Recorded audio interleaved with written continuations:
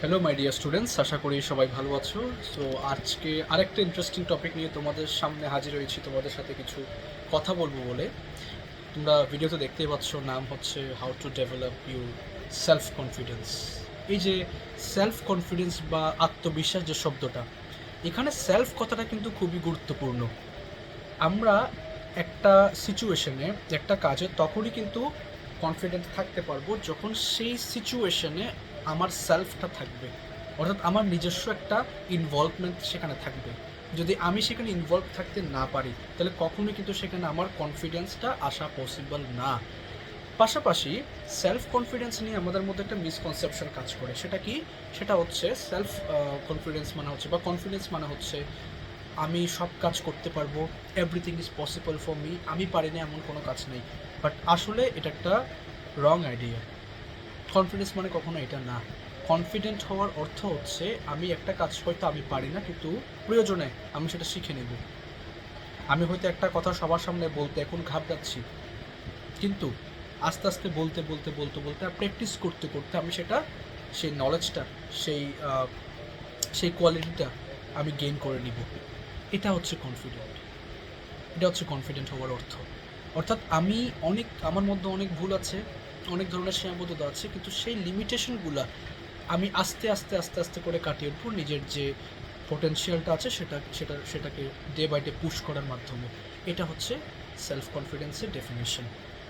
Secondly, আমরা সবাই মনে করি যে হচ্ছে আগে হচ্ছে আমরা অনেক বেশি মোটিভেটেড হয়ে যাব, অনেক বেশি কনফিডেন্ট হয়ে যাব, then will start taking action. But আসলে রিয়েলিটি হচ্ছে এটার একদমই এগেনস্টে। কখনো আগে আমরা মোটিভেটেড হব, আগে আমরা কনফিডেন্ট হব, এরপরে আমরা অ্যাকশন নিব, এটা আসলে রিয়েল লাইফে কাজ করে না। রেদার আমাদেরকে আগে অ্যাকশন নিতে হবে। যে কাজটা করার চিন্তা আমাদের মনের মধ্যে এখন অলরেডি ঘুরপাক খাচ্ছে, সেই কাজটা আগে করে ফেলতে হবে। অ্যাটলিস্ট কিছু স্মল স্মল স্টেপ হলো আমাকে নিতে হবে। ওইগুলো নিতে নিতে নিতে নিতে আস্তে আস্তে যখন আমি মোটামুটি একটা সেই ফিল্ড সম্পর্কে, সেই সেই সেই কাজটা সম্পর্কে যখন একটা আমার নলেজ অ্যাকোয়ার হয়ে যাবে, তাহলে ডে বাই ডে আমার হচ্ছে কনফিডেন্সটা গ্রো করবে। তার মানে আমরা কি বুঝতে পারলাম? Confidence comes from knowledge.